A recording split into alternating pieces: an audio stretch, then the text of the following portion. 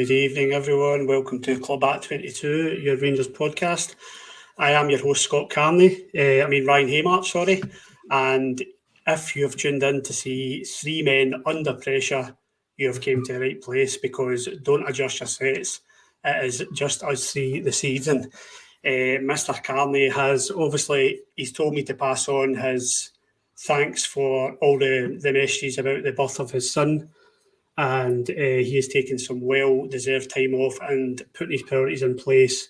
Obviously, there are bigger things than Rangers, so we wish him and his wife and his son all the best. Getting the housekeeping out of the way, please like, share and subscribe. It means a lot to us if we can get the numbers up as much as possible. So we'll just hit that like button and get it out of the way with before you dislike this pod. But yeah, let's crack on and let's talk some Rangers this evening. Introduce you to my guests. They don't need introduced really, but let's introduce them anyway. Ali, is that a bit of sweat I can see on your head there, mate? Yeah, that was a mad rush there. My car was in getting serviced in at Lidwood there, and I didn't leave work till I'm Hillington, but I didn't leave work till 5:45. So I thought I was a bit textual, so I can't get on, but traffic was kind and I got through. But did you say Carney was married there to his wife? Have I missed a wedding and a stag do? Well, I don't think I'd ever missed a stag do there. I'm glad you called that out there. Thanks for the point. That's the first blooper of the night. So just like Ali. Yeah, okay, they're not married. They're not married, but there's a bit of pressure for Carney to get the ring out. There you go. Yeah, I thought I'd miss a stag do there. I was like, Christ, I can't miss stag do, especially the older we get. But no, I'd like to say, we've said it obviously to Carney in the group chat, but congratulations to Carney and his very good lady as well on the birth of Carter Scott Carney, who has been entered into this world. Congratulations to Carney, and hopefully we'll see young Carter in a Rangers jersey in 18 years' time making his debut at Ibrox. Yeah, I'm hoping so. And I wonder if he can get a My Jersey. I wonder what kind of tea he'll get in the My Jersey. Is there any point in him joining My Jersey? Because you can get him onto My Jersey. We'll come to that later. But and of course, I'll introduce you as well to Scotia Gemmell. Scotia, you're in charge of the comments tonight. There's no pressure there. I've told it's an easy job, mate. Oh, I know. I don't know why Carney's given me the kind of responsibility for this. I thought I would be last in the list to do this, but so I'm controlling the comments. I can see quite a few people joining us already. So hi everyone. Yeah, and hi guys. Yeah, looking forward to this again. I'm really getting the itch now for the football season to start back up again. I've been kind of forcing myself to watch MLS games and Canadian Premier League games during the week there, because I'm getting a wee bit of withdrawal from football at the minute, so it can't come back soon enough. And yeah, just to echo what Ali said there as well. Congratulations to Scott and his missus, and can't wait to meet the wee fella. Yep, same. Looking forward to meeting him as well. And this does feel a bit like the first time your mum and dad left you in the house yourself when you were a teenager. I feel as if we should maybe have a bit of a party or something like that. Somebody should burn the carpet. We'll see how this goes, boys. I'm sure it'll be fine. I'm sure we'll do him proud. But I've got the itch. I'm climbing the walls for any sort of football just now. And as we know, there's not a lot coming out about, yes, Mr. Lowe, we do want that, but let's keep it clean. I'm just desperate for any sort of Rangers content just now. We're not getting it at the moment, but hopefully we can provide a bit of respite for the listeners and the viewers, and we can get some Rangers content here this evening. So, going to kick off with it was a Scott Arfield interview yesterday. For those of you who do not have Rangers TV or who didn't see it, Scott Arfield was interviewed at Auchenhowie yesterday, which was, I believe, day 2. It was recorded day 2 of the pre-season getting underway. He was asked about his time off, and he'd had a full month in the south of Spain, he said. The players I didn't know this, but the players get 2 weeks full rest and are told to do absolutely nothing physical-wise, and then they get a programme sent to them just to do a bit of light training, some exercise, and just kind of loosen the body up again. And then they get back into it, and then before they know it, they're back at Auchenhowie going through pre-season. He was asked about his new contract. He said it was a no-brainer, really. One more year to play with Rangers. He couldn't turn it down. He's settled here with his family, etc. So I didn't expect Scott Arfield to turn that down, because I don't know what other kind of offers he would have got that would have matched anything like Rangers. But yeah, so he signed up for another year, and then he spoke about Seville, which is a subject I still struggle to speak about. But he said how it was difficult to take that defeat, as you would expect, but also they had to pick themselves up, dust themselves off, and go to the Scottish Cup final and win that. And he said that's what you do as a Rangers player. It doesn't matter if you've had a defeat, you need to dust yourself off and go and win trophies, because that's why he's at this club, and that's what Rangers are all about. Then I thought the interview was really good with Scott Arfield, and I think he's taken a lot of criticism because he maybe didn't have a great season last season, but I think he plays quite a pivotal role in terms of being a senior player and having the right mould, if you want, as a Rangers player. Ali, what's your views on Arfield getting a new contract? I know, like I said, he's taken a lot of criticism.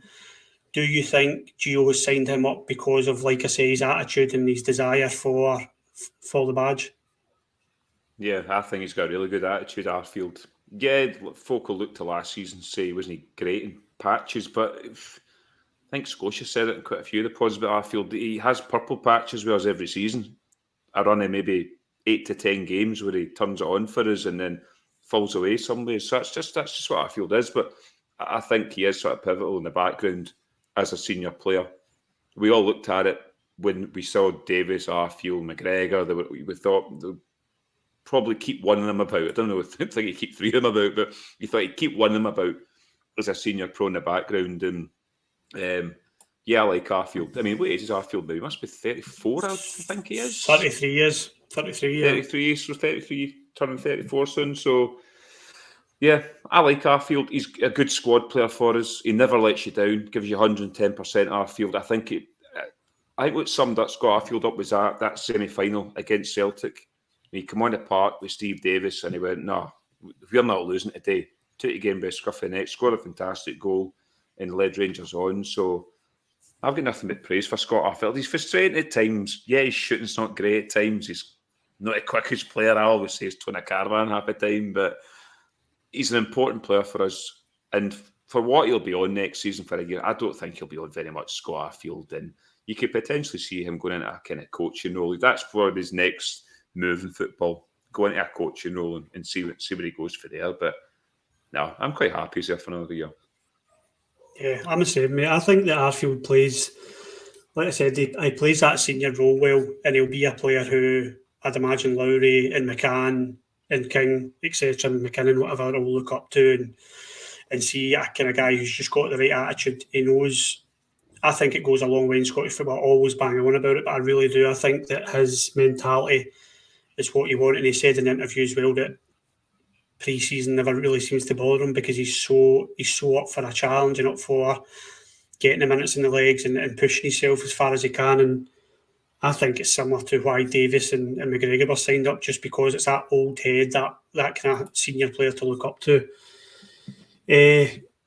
Scotia, what are your views on Arfield? Would you have given him a new contract, and what do you think his role will be next season? Yeah, as you mentioned, McGregor and Davis there as well. I think out of all of them, Arfield was the one that I probably wanted the most to sign on an extension because, like you say, he is quite an important player, like Rangers and Tour there saying as well, that him, Davis and McGregor, these are the kind of senior Scottish, Northern Irish players in the team that know what Rangers is all about. So you really need these type of players around to bring through the youngsters and things, particularly as well by losing Jimmy Bell, unfortunately, last season. That these are the guys. I know there'll probably be other guys in the backroom staff that are, like that Jimmy's taught, but having these players that know what Rangers are all about, I always think's really important, because when you lose that, particularly when you've got a foreign management team, and obviously Gio knows what Rangers is about, having been here in the past as a player, but it's important to have these kind of players that actually know what Rangers are all about historically and things like that. So I think it's important that he's there and for that term, but I think he's also been pretty important at key moments during the season, and particularly in some of the European games. Over the last couple of seasons as well, he's come into his own at the sort of times when other players have got out injured. So 2 seasons ago, I think Jack came down with an injury, and Arfield had come back into the side and around about that point, and was really important and it kind of gave you that, you didn't notice Jack missing too much. And then last season, obviously when Hadji ended up going out, we were kind of limited out in that space because Wright hadn't pushed back into the team by that point, and Arfield was important there. So I think having Arfield around next season is going to be important, and I enjoyed his interview. It was quite interesting, listening to him and what he was saying in terms of Gio's training style and sort of the differences that he's noticed and how he's going to develop that. Yeah, so looking forward to seeing more of him next season. I was just going to put a hand up there saying don't do an alley and discuss my next point when you mentioned Gio. We will come to that. I think you're right. I think you're right about Arfield, and I think he gets a lot of undue criticism. He's, as Ali said, he's not this flashy player and consistent, Mr. Consistent, but he is a player, as you say, stepped up when we've looked for someone to kind of pull us out the bad stuff. And I think when Gio first came in, I think we were struggling for a bit of form, and I remember us being on a podcast and saying what player's going to step up and kind of pull us out it, and is it going to be a Rebo, is it going to be, and it was Arfield. Arfield was the man who stepped up and started scoring goals, and he did hit a bit of form.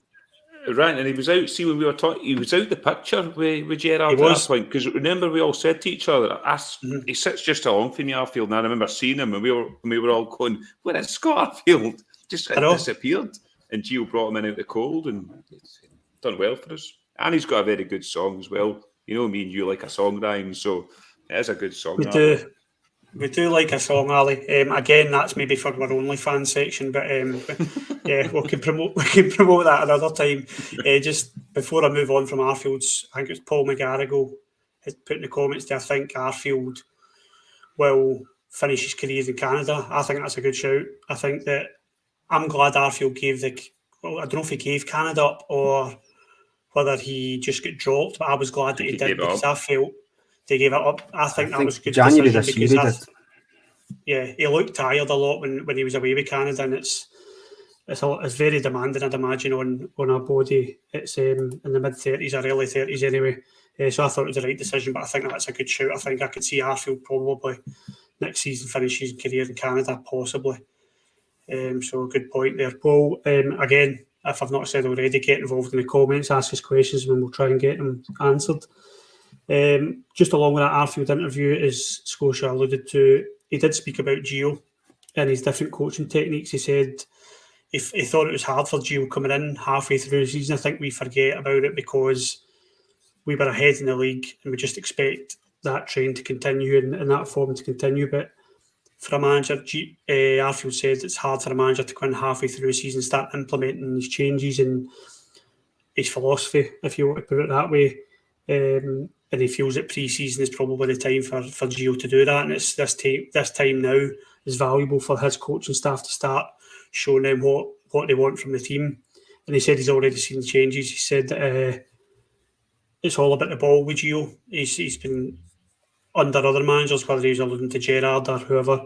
He said pre-season is usually about a lot of running. He said that it's a lot of ball work with Gio, and a lot about where he wants the players to be on the pitch, which I thought was quite intriguing because it sounds as if he's got a completely different style from what Arfield's used to. With Van Bronckhorst, what I want to kind of ask you, I'll come to you again, Scotia, since you started this conversation. Do you think it's a case of Van Bronckhorst was just assessing the team last year? And I know this is easy, but I think there's an opportunity for him to now implement his philosophy into this team, bring his own players in. And I'm not saying wholesale changes and 5 or 6 Dutchmen. I'm just thinking, I don't think that was Gio's team last season. I still believe that. And I know we did well. And I know we did really well in Europe and we just missed out in the league by 4 points. But I just don't think that was Gio's team. I don't think he tinkered with it the way he maybe wanted to. Yeah, you might be right. I was thinking about this when you'd sent Kenny through that you wanted to discuss this. And obviously when Gio came in after that defeat to Hibs, it was a case of, right, he needs to kind of steady the ship and get things right. And he did. For that period that we were playing almost every couple of days up until the season or the winter break get pulled forward. He just had to put his head down and get on with it. Then we had that early winter break and then we came back and you noticed straight away that there was he said he'd had that time to work with the players a wee bit more, but you noticed straight away that there was a dip off in performance. But was that because Gio was trying to implement his tactics, or is that just the kind of what we've got with this squad? Because it's happened in seasons past as well, that we come back from the winter break and we just can't seem to keep going that first wee period. But you did notice towards the end that certainly in Europe, we sort of seem to be adapting a wee bit more. So having this longer period over the summer, there's no international football. Everyone's, wrapped up their international football 2 weeks ago or so now. So the players are coming back to pre-season in dribs and drabs at the moment before going out to Portugal. So he's got this time to work on them. And as Arfield kind of alluded to in his interview, that it's a lot more kind of football based this pre-season compared to last ones, but it's been more physical, because obviously who's he had as a coach? John Hughes at Falkirk, Dyche down at Burnley, and I would imagine the Huddersfield manager was British as well when he was down there. So that's a good trivia question, that Scotia, by the way. Name the managers. I would never have got John Hughes. I only know it because he was said it in his interview. That's the only reason. He talks quite highly of Scott Arfield in his interview, John Hughes. Does he? Yeah. But so but I think the good thing is, it was said, Arfield mentioned this in his comments in the interview as well, is that our fitness levels towards the end of the season, were really high. But I think under Gerrard, we've had that base where the whole team really are all really fit because of the pre-seasons they've had previously. So this is perhaps a really good opportunity for Gio to be in over the summer. We've already got a good base level of fitness that he can focus more on the ball playing side of things, which we should hopefully see in the coming season. Yeah, totally. I think if the players all have the same breakfast as Calvin Bassey, I'm sure they'll be fine fitness wise. Because I don't know what that guy eats in the morning, but he doesn't stop running. Ali, with you, I think I was maybe very kind on him when people were criticising him. I said when Van Bronckhorst was approached for the job, he must have looked at the team and said, "This is what I want to do. This is the players I want to bring in. I want to get rid of him. I want to get rid of him."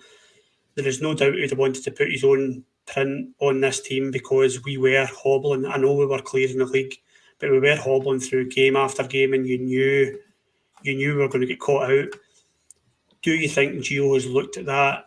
Do you think Gio's changed his plan from last season, or do you think he is at this moment in time looking to ship a few out and bring a few in and put his own stamp on this team?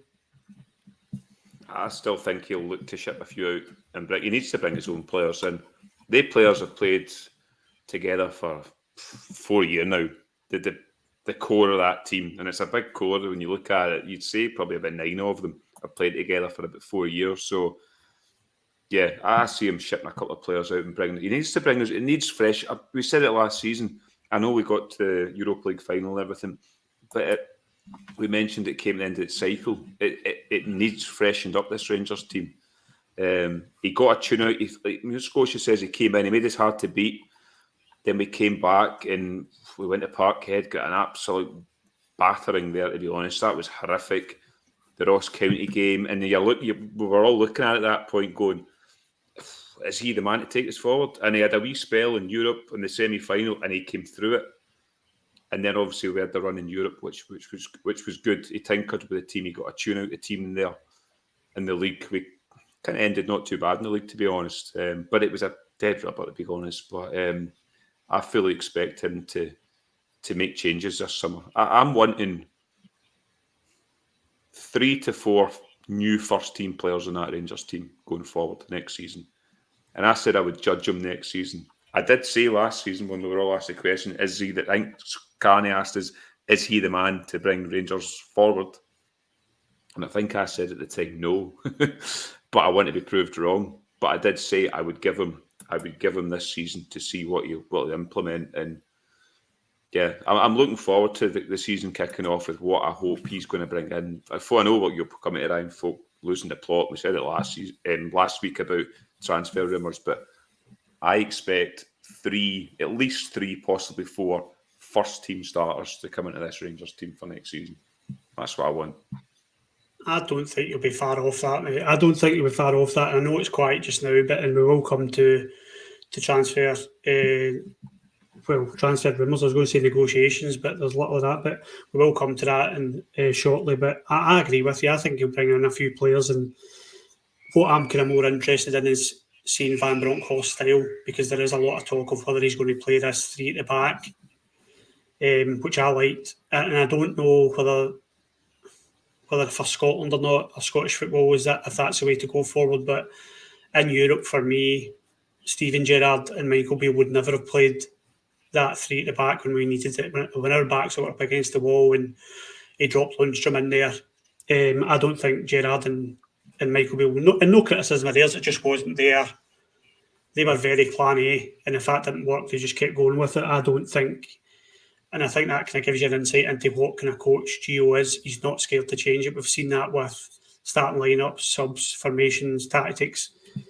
And that's what I like, and that's what I'm quite excited to see. And if he brings his own personnel in, then I'll be happy, because I do want to see changes. And although that team did great getting to the final, I do want to see a kind of end to the previous era, if that makes sense.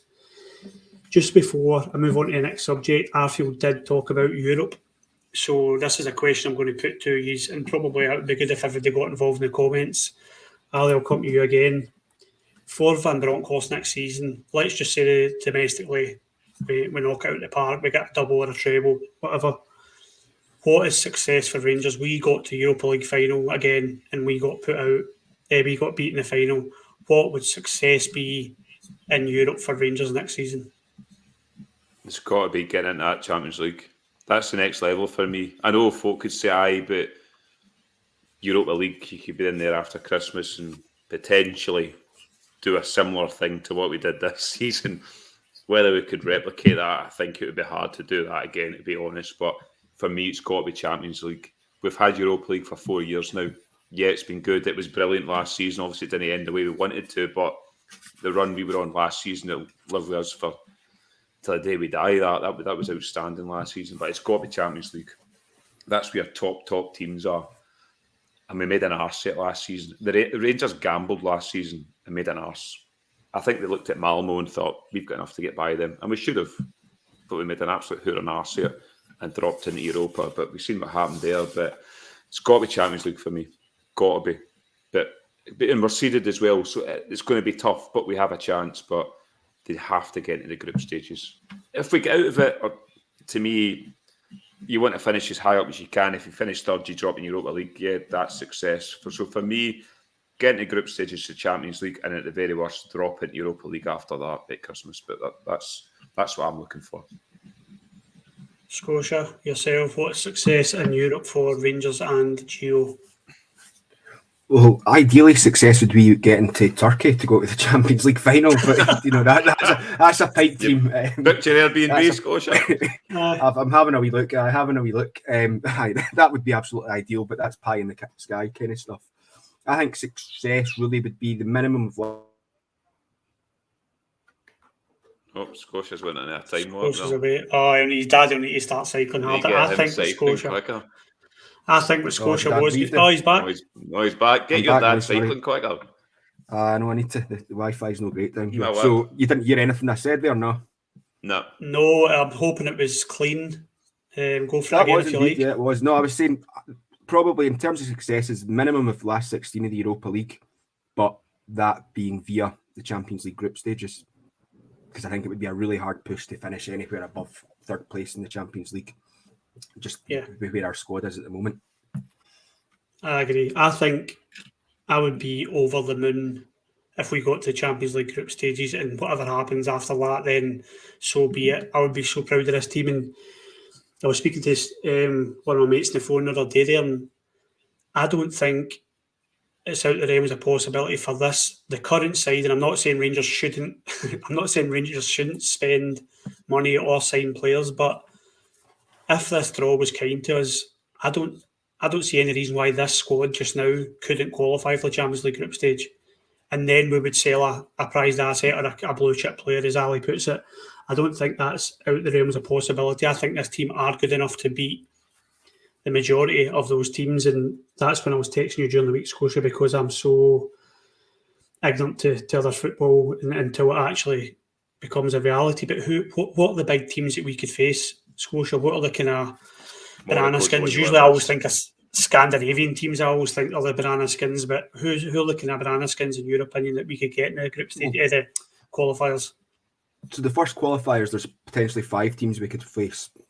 Monaco being one of them, Sturm Graz, Union Saint-Gilloise, say, from Belgium, and then one of either Midtjylland or Larnaca from Cyprus.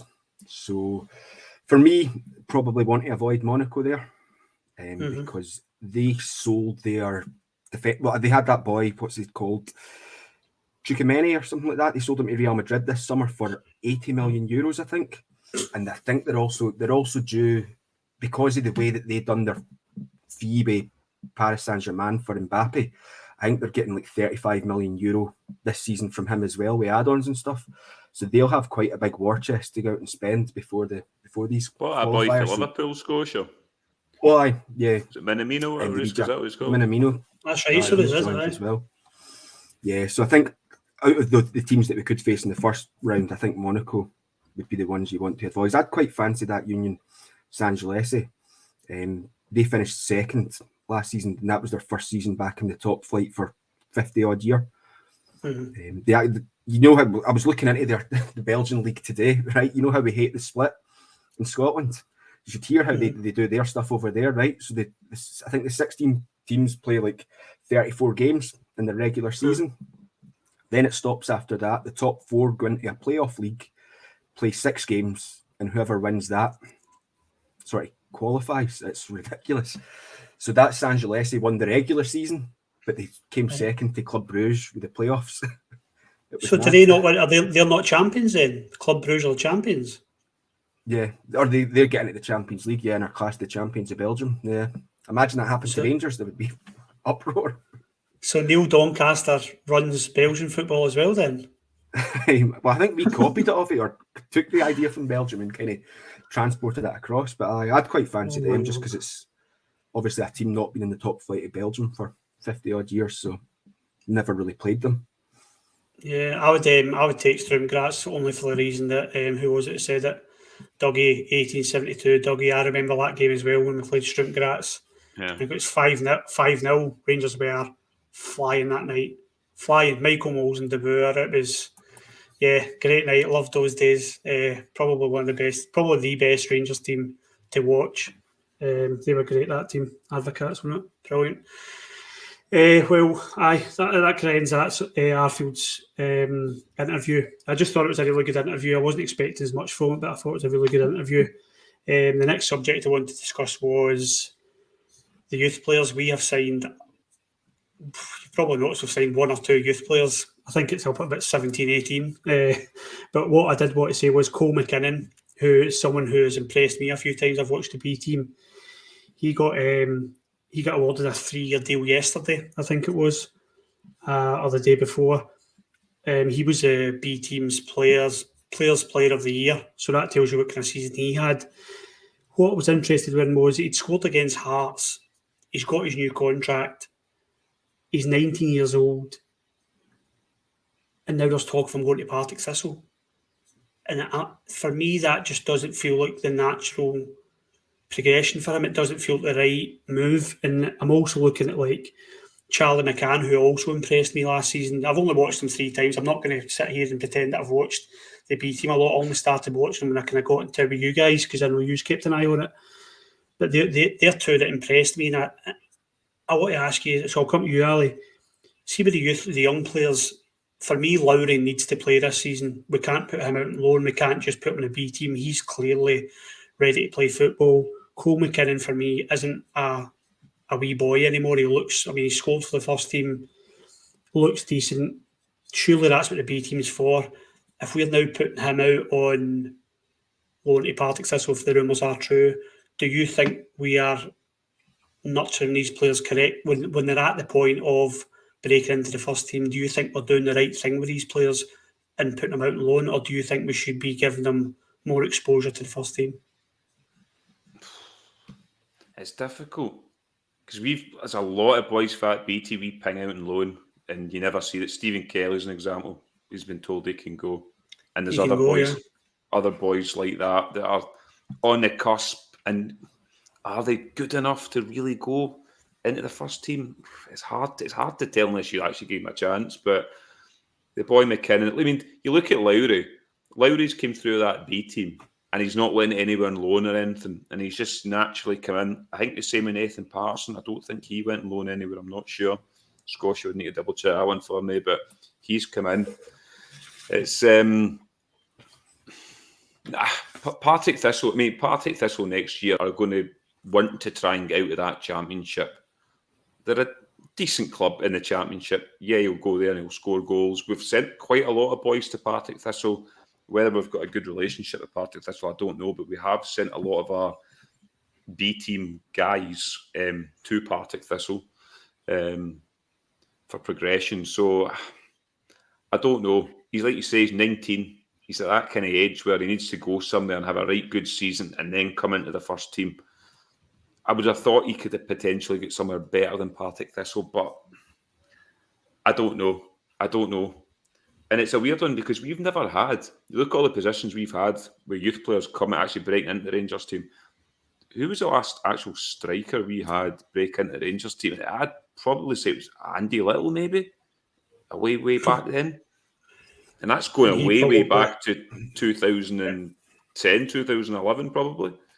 Yeah, and that was probably due to circumstances. Yeah, he was kind of bedded in a wee bit, and then obviously what happened to us. But he's probably the last striker I can think. We've never had a striker come through. So, and I like the boy. You can tell he's a Rangers man. He scored that goal. He's got a tattoo already of it, so he's living a dream. But interesting what they do with him. I like the B team, but I understand going out to places like Partick Thistle. You're in the championship. You're playing against better opposition, so I understand it. But could he go to a better team than Partick Thistle's the question? Yeah, I think so. The times I've seen him again, I need to reiterate, I've only seen him probably 3 or 4 times. Yeah. But he has impressed me. Him, McCann, Lowry, King, they've all impressed me. They really look as if they're... I think they look as if they must be chapping on the door and saying, you know, at least stick us on the bench, give us 20 minutes against someone. Or I just think sometimes we hold back with that.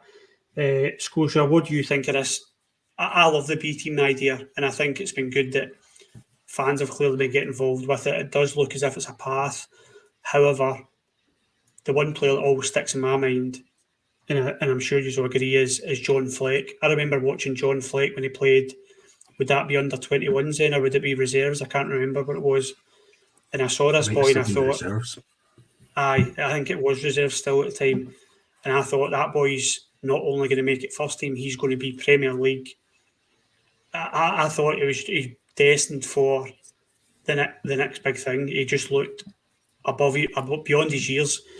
And I don't remember him playing a good game for Rangers. I'll be honest, I don't. I remember Walter Smith bringing him on a couple of games that the league was over, things like that, and it just didn't seem the right time to bring him on. But this is what I'm kind of getting to: is are we doing something wrong with these players when they show all this potential and it's the next step, or is it just that they don't have that in their game to go that next step? And are we just looking now, the likes of Cole McKinnon, is this a loan with a view to buying to get some money in for him? Well, it's interesting you say John Fleck there, because that kind of answers Pearson's point as well, that Robert Fleck was probably the last decent striker that Rangers brought through the youth ranks. And I mean, that's going back to the 80s, late 80s, isn't it?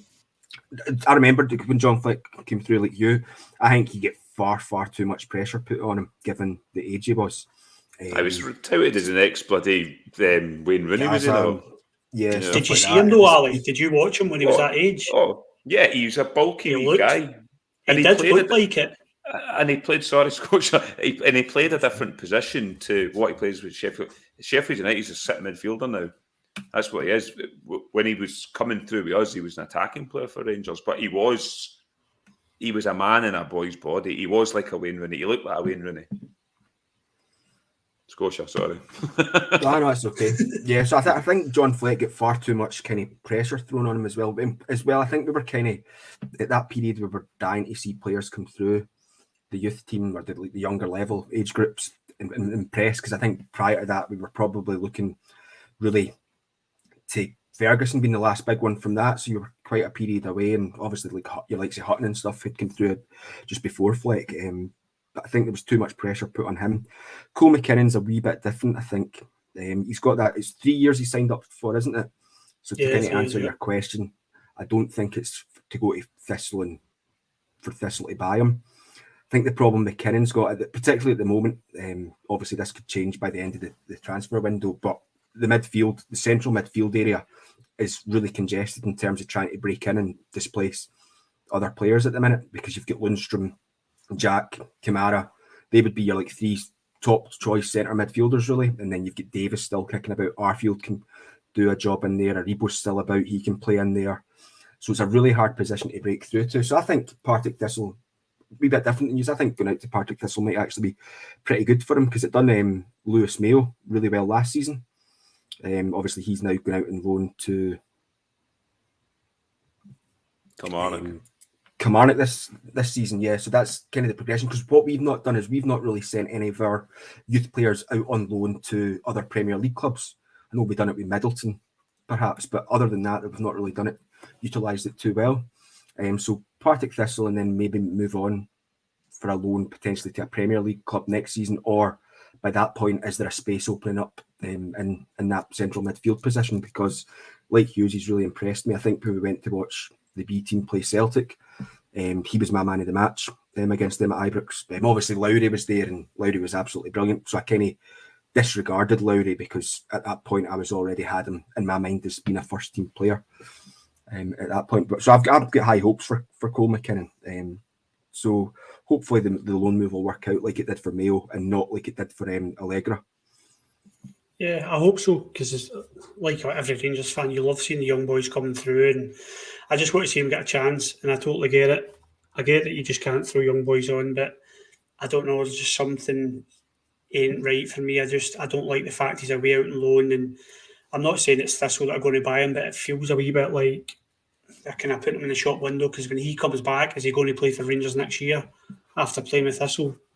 I don't know. He'll probably get pumped out on loan again, won't he? That's the way I look at it now. Yeah, Ryan, I can see where you're coming from, because Ali had mentioned there Stephen Kelly as well. That's the condition Stephen Kelly was in, because I mind he played, it might have been against Partick Thistle. We played a friendly, either the start of last season or the previous season, and he came in and he looked really good.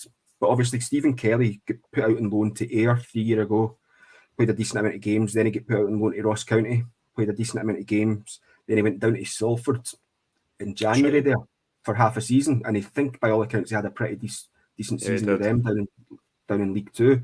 But like Ali was saying there, it looks like Stephen Kelly will now be leaving to find opportunities elsewhere. So that's maybe a bit of a worry, but at which I can see where you're getting at with McKinnon.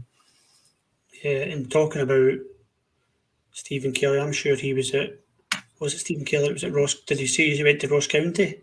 Yeah. I think he was under John Hughes there, and John Hughes praised him about his attitude. I'm sure I read that somewhere, said Stephen Kelly is a brilliant trainer and stuff. But yeah, we'll see what happens with these young boys. I very much am in favour for at least Lowry, McCann and King to get game time next year. I think they look ready, primed and ready. I have been keeping an eye on the comments there, and I noticed Lewis Ferguson get brought up in the topic there. So if you want to just talk about Lewis Ferguson for the next 20 minutes, I am well up for that, because he is Ryan Jack's replacement if Ryan Jack breaks down. End of story. Right, let's talk about speculation, guys, because there's been very little of it, but there has been one that has been sticking out this week, and it is, I don't know if you spoke about this last week, but it seems to have picked up a bit of pace at PAOK Salonica's end. It was Antonio Kolak. So there was, I think it broke at the beginning of the week that Rangers had agreed a fee. However, I think it was Sky Sports said the deal was done. However, Antonio Kolak then played the second half of a friendly that night, which made me kind of think, yeah, he's not exactly jetting into Glasgow just now. It has been quiet on the front of Rangers signing, so I think everybody's got a bit ahead of the game with this one. I've had a look at him on YouTube, as you do. Everyone looks amazing on YouTube. You should check out my video of me on YouTube. I look good as well. But Antonio Kolak, Ali, what's your views on this? For me, third choice striker, and I don't want to put a damper on things, but that's how I look at it. He's Itten's replacement. That's what he is. The money we got in for Itten, that's what we're spending on him. He's Itten's replacement. That's what he is. Looks decent. Obviously, we've seen him. Played against us by Malmo, scored 2 goals against us. So I hope we've not signed him just in the back of that because he scored 2 goals against us, because Rangers are good at doing things like that. But the reason he's not here yet, and their manager came out and did an interview, is because when he leaves them, they're left with one striker. So I think they're possibly looking at a replacement to bring in before they let him go. So it's whether Rangers want to hang about and wait for him or not. But I can see the deal being done. It's just their side, because he came out and did an interview that their manager says, yeah, he's speaking to a big team, etc., etc. But the reason we haven't let him go is because we only have one striker left if he goes, and we have some important games coming up. So I understand for their side, but yeah, to me, he's not coming in as a first team striker. For all I know, he might come in and do well for us, but he's Cedric Itten's replacement. That's what he is. Itten didn't do it for us, so 1.8 million, whatever it is. So no, he's Itten's replacement for me, not Alfie's replacement. Yeah, I'd agree with that. And I did see that short interview his manager gave after the friendly, in which he did play in. Scotia, what are your thoughts on this? For me, you know what I'm like. I am proper. I can get better when it comes to Rangers and the transfer business, etc. If I was Rangers, I would walk away from this transfer, because they are playing poker big time this side, because they're making out that Kolak is a really important player of theirs, and they can't let him go until they get a replacement. For me, if that was the case, you don't pop your man out on loan to Malmo or bench him when he's back. I know it was only a friendly, but he doesn't seem that important to them. So I think his response is really them trying to bump the price up. You know what? I don't know if they will. I mean, I think £1.8 million has been what's quoted as the agreed fee, which for me is a decent enough price for a striker. And like Ali says, that to me screams out, bring him in for Itten, because I was looking through his stats. His stats for Thessaloniki aren't great. If you look at it, I think he's only scored 4 goals, and he's played out about 40 odd games for them. And yes, they did pop him out on loan, but I think what you've got to remember is he went out on loan in the March of last year and came back in the January. But the Swedish league runs all through summer, so he was obviously playing where all the Greek clubs were on their holidays. So I don't know if there was maybe a view when Pauk sent him out on loan, if that was to get his fitness up or anything. But it doesn't look like he's worked out at Thessaloniki. But the stats for Malmo looked fairly decent, and previously he was at Rijeka in Croatia as well. But he had pretty decent stats with them, and he also scored twice against the Sheep as well in their European playoffs, which is already a plus point for me in our books if he comes to us. Get 2 goals against those guys up north. So no, I think it would be a decent enough signing, like yours, third choice. Well, not third choice, something a wee bit different, because we all know if Morelos is fit, Morelos is playing. That's a game changer for me, Scotia. I didn't know about that. I'm scoring against the Sheep. That's an absolute game changer. Rangers need to get back in from and offer an extra $1 million. That's right up my street, that. The next one I want to speak about was, and it's this again, is a rumour. There is little in terms of transfers, so if MD's heard anything or spoke to any taxi drivers about Rangers transfers, then get it in the comments. But this one came out, I think it was TalkSport I heard it, and I didn't actually, I've been quite busy this week, so I didn't get an opportunity to actually text you about it. But it was Aribo apparently has a £10 million release clause, which I think it was Gabby Abonglaw that was talking about it on TalkSport, and he reckons quite a few teams down south will fancy that this summer. If that is the case, I've got to agree with him. I think Aribo shows a lot of potential. I think a move down south would be good for him. I think Palace would be good for him. I think it would be good money for Rangers as well. Ali, he is your man. I know you shocked me a few weeks ago when you said that, I don't know if it was just disappointment from the season or whatever, but you said that you would let him go. Now that you haven't seen Joe Aribo in the flesh for a few weeks now, have you changed your mind, or would you happily take a £10 million release clause? with a year left in his contract, I'd take £10 million all day long. I love you guys know I love Joe Rebo. He's my main man, Joe Rebo. But there's too many times with Joe Rebo in big games where he doesn't show up for me, and we need players showing up. He was decent enough when we needed him in Europa League when we had to play without a striker, and he played through the middle.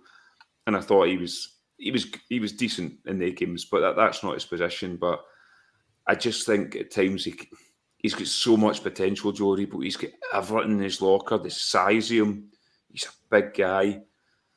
I just think sometimes he needs to believe just a wee bit more in himself. I've said it for God knows the last couple of years since he's been at Rangers. If he just had that little bit more belief, I think he could just go to the next level. And going down to that Premiership in England, he's from London. I think Joe Rebo, him and Kamara kind of grew up down that neck of the woods. He's going to Palace under Vieira. I could see him slotting into that Palace team. I really could. And for there, he could show his potential and then move on to a top team, because I think Joe Rebo can go to a top team. But it's whether Joe Rebo has the belief to go there. If I think he's got all the ability in the world to go to a massive team, but he just needs to believe a bit more in himself, Joe Rebo, for me. But if that's the release clause, it's 10 million. He's got a year left in his contract. As much as I love Joe Rebo, I take that. I will take that. And you've got Lowry there as a potential replacement, and you've got money there to spend on that right hand side of that we've been crying out for years now. So yeah, pains me to say it, Ryan, but if it's a 10 million, somebody offers that with a year left, I'm taking it. I know, that's why I came at you first, because I know it's a hard one, especially when you've got a kind of a favourite player. And I think you're right. I think maybe the time has came for Joe Rebo to move on, and he was, that first half of the season, he was unplayable. I mean, he really was. He was looking at hitting the levels of the way Calvin Bassey was, where he was sticking out for all the right reasons. And I agree with you. I think he's got everything in his locker. When he rasps one in from outside the box with that left foot, I mean, I want to see him do that more, but he just doesn't, as you say, just doesn't seem to believe in himself and chooses a safe ball a lot. But he's been a great player for us, there's no doubt about it. And obviously Leo Boyer has got egg all over his face with what he predicted, because he's hit different heights and then scoring in the Europa League final. No, I can see a Rebo. I think it would work with Palace, and I've been so desperate for any kind of football content. I actually found myself listening to a Crystal Palace podcast, believe it or not, last week, I think it was, and they were talking about Joe Rebo. It was really good, actually. They were talking about Joe Rebo, and they said how that he's from that area. I don't know much about him in terms of his background, but he's from that area, and it would fit in. He would fit in playing for a team like that, who wouldn't be under pressure to win every week, and he could flourish there. And I found myself agreeing with everything they were saying. And yeah, £10 million, if that came in for a Rebo, I think it's a no-brainer. Scotia, what are your thoughts on a Rebo if this release clause is right? And would you take it, and would you look to dip in the market, or would you feel that Lowry would be a significant replacement? Yeah, I pulled up the Aldo McNaugh's comment from about 20 minutes ago, so sorry I didn't get round to it then, Aldo, but I knew we were going to kind of come on to this topic, so I left it till now to talk about it. But I think I've been saying this, it seems like I'm repeating myself every couple of weeks now, but out of all our kind of big star players that we've got, sellable assets, like Aldo mentions there, Kent, Aribo and Alfie, being three of those. Aribo for me has always been one that I'd be willing to let go if the price is right. I've said previously that it was maybe a season, last season, that like him or where Kamara was with his contract at that point, could potentially have went so that we can keep the way that the player trading model's supposed to operate ticking over. So I think if the right offer, 7 figures for Rebo in the last year of his contract, I would bite your hand off at that. It's interesting though as well that he's obviously not had any new deals in the 4 years that he's been with us. So that 10 million release clause was in there back in 2019 when he signed, which coming across the border, what was it, for about £300,000 to get like that up to a 7-figure price. That's in fact 8-figure price, isn't it? 8-figure price. That's remarkable. So I think if that had come in, you'd have to bite your hand off. The problem you've got is it's that last year. Do clubs wait it out 6 months and then take it for free, really. That's the only worry for me with Aribo. That's unfortunately the position we find ourselves in with quite a few players just now, that players that have got, I think somebody said in the CGM, someone said in the comments there that there are quite a few players who have 1 year left their contract, and I think Ross Wilson's going to be a very, very busy man the next month with incomings and outgoings. I think we do have decisions to make, and we have crucial conversations to have with some of our players, because we have sellable assets at the moment. We really do, in terms of Calvin Bassey. Obviously, we tied Goldson down. Calvin Bassey, Clyde Kamara, Alfredo Morelos, Ryan Kent, Joe Aribo, players who the club have taken a lot of criticism for their transfer business, but by God, they've done well with these players, because we brought them in for little money, and if you sold all of them just now, I don't know how much you would get. I would think you would be looking close to the 100 million mark for all of those players combined, which is frightening and great business by the club. But yes, we do need to start looking at either tying these players down or having a conversation of thank you and it's time to move on. And I have a feeling that there'll be at least one big player that leaves this month. I can definitely see it. I don't want to say who I think it will, because I don't want to start bubbling on camera, but I do feel as if one of our big players will certainly leave before the end of the window. With regards to any other transfers, there's been nothing else with Rangers at all. It's been very, very quiet. All I would say is don't freak out. We had a conversation, Ali, in Scotia off camera, and I think there's been a lot of flapping in Rangers Twitter. I've tried to stop looking at Twitter because it's meltdown after meltdown. I think that too many fans are looking at what that lot are doing. And yeah, I have noticed they've spent a bit of money, but as far as I know, the majority of the money they've spent is on players they already had last season. And I think people need to get a bit of perspective, Ali. We lost the league by 4 points. Yes, we were in the lead, but we lost our manager halfway through the season. Our focus definitely shifted towards Europa League when that league started slipping. I don't think it's time for the panic button yet, Ali, do you?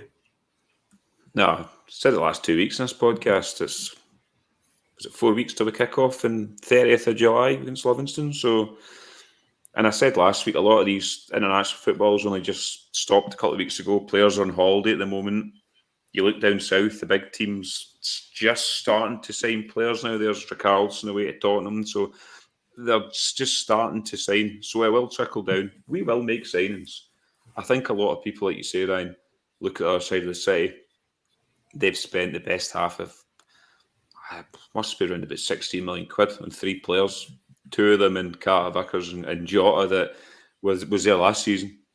And this left back they've signed. So they've spent a lot of money, Celtic. But yeah, we just need to look after ourselves. You don't need to look elsewhere at other teams at what they're doing. And we will make signings. We need to make signings. But it's a long, it's like a game of chess, this transfer window. You can see that already with the boy Kolak we're looking at. So the signings will come, don't worry. For all you know, Rangers will pull 2 signings out of nowhere, have scarves above their heads. That's usually what happens. And Rangers keep it quite their cards close to their chest. We've seen that in recent seasons. You've seen the season when we signed Cedric Itten, and I don't know who else it was at the same time, but they were pulled out. You've never seen them coming. They were just paraded 2 players, so it will come. I'm very, very, like I told you off camera, and I'm very relaxed about it. We've not lost anyone at all yet, so we're a very good team for last season. But yes, we will add players. But everyone just agree. Calm down, as I've said the last 2 weeks. I totally agree. It's just got out of control, some of the comments you read on Twitter and people packing their season tickets, and I don't genuinely believe they are proper Rangers fans, I've got to say. I read a few comments here. I think it was Curry Munch that said it about, no need to worry, and look what happened was in January. Yes, I get what you're saying, Curry Munch, I do, mate. But hindsight's a wonderful thing, because if somebody had said to you before the window, in that transfer window, you're going to sign a £40 million player from Man United and Aaron Ramsey, you would have asked them what they were taking. You would ask them what drugs they were on. You would have taken away in a white van with with men with white suits. It just hindsight's a wonderful thing, and everybody thought Aaron Ramsey and Diallo was going to be great business. It didn't work out, but the board did make moves. They did make moves in January, and they did bring those two players in. It just didn't work out, and they will again make moves this summer. I think everybody just needs to have a bit of sanity about them and remember that we got to Europa League final and we only lost league by 4 points. We are not miles behind this lot. That's not, Rangers will do their business calculated and they'll do it correctly. Scotia, what are your thoughts? Are you running about, climbing the walls, panicking, pulling your face, thinking about jacking your season ticket in yet? Not me. You can see some of the comments coming in here, but I think people are kind of getting a wee bit antsy. I'm like you, to be honest, that in terms of where things are, I'm quite pleased because I've get used to Rangers doing stuff in the background and not really releasing anything until a player turns around. I might start getting a wee bit worried in about the week, towards the end of the week we get back from Portugal.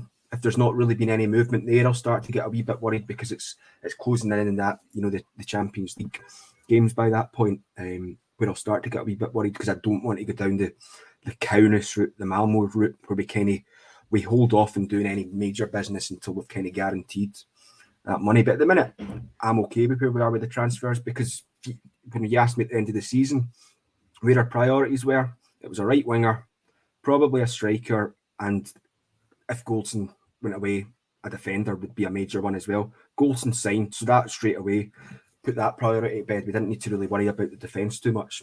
Looks like we're trying to get this Cholak in there with the striker. So for me, it's really just a right winger that we really need to come in and, improve the first team. Possibly, and then obviously anyone else is kind of a replacement for who's leaving or bringing someone in to cover someone leaving, particularly maybe at left back. If bids start coming in for Bassey, because I know you won't be pleased with this, Ryan, but I've got a feeling that Barisic will stay about because obviously the World Cup's coming up, and I don't think he'll want to change clubs with the World Cup coming up too soon to fight for a position. So I think he'll want to stay about so that he can confirm his place in that Croatian squad. Which then also you could also find that the transfer window after the World Cup and Christmas is going to be an awful lot busier than it has in past seasons because the World Cup's generally when players get kind of scouted from teams. So you maybe see a wee bit of that effect this season. Yeah, totally. And I think Curry Muncher makes a good point. I think it's because there's nothing. There is radio silence, basically. But I do like that. I think the club have cut all their ties with any media and any rumours or anything. I think they do their business correctly now. And yes, it's frustrating because it is silence, but tolerance and sanity. I just think Rangers will do their business. They will. There's no doubt about it. And yeah, we'll see Lewis Ferguson with a Rangers scarf over his head. Don't worry about that, guys. I had to get it in. No. Listen, guys, we're at the hour mark. I don't think it's point in starting anything else unless you have anything. All I've got to say is thanks to everyone for listening and staying with us while the gaffer has not been here to keep an eye on us. We really do appreciate everything in the comments there. We're reading through them as best I can, and well done, Scotia, for doing that. Everybody like, share, and subscribe, as I said. And again, congratulations to Scott and his girlfriend and the wee one as well. He is not married yet. Yes, he is not married. And all I've got to say is bye to my guests. So, Ali Pearson, thank you, mate. Hope you have a good weekend. Yeah, cheers for that, lads. I rushed back to be on here, so that was commitment. So, hope Carney's happy with that one. But hopefully Carney will be on next Friday. So, looking forward to that. And as I say every week, as I've said for the last 2 weeks, hopefully there'll be something to talk about next week. We are away in Portugal, and we are leading up to the Sunderland game, so there will be stuff to talk about. Definitely, mate, definitely. And Scotia, I'm away in London next weekend, so I've got a feeling there's going to be a lot to talk about next week because I'm away and I can't do the pod. So thank you very much, mate. I hope you have a good weekend as well. Yeah, cheers for hosting. Yeah, went quite well tonight considering the boss isn't here. I know I did notice occasionally I leaned into my computer and showed comments that I didn't want to at points. Not that they were any bad. The comments were good at the time. I managed to miss any Curry Munchers tastier comments that he occasionally puts in the chat with everyone, thankfully. But yeah, no, it was fun. At least we got through it fairly unscathed without Carney. I know. I don't know how he concentrates with some of the comments that come in for Curry Bunching, but we appreciate all the comments that come in. I'm sure there will be more transfer news, but just keep the head. Yes, Mr. McGarrigle, I am on a date. Thank you very much. Everybody enjoy your weekend, guys. I will see you probably in a couple of weeks, and thanks very much for listening. Cheers. We are Club at 22.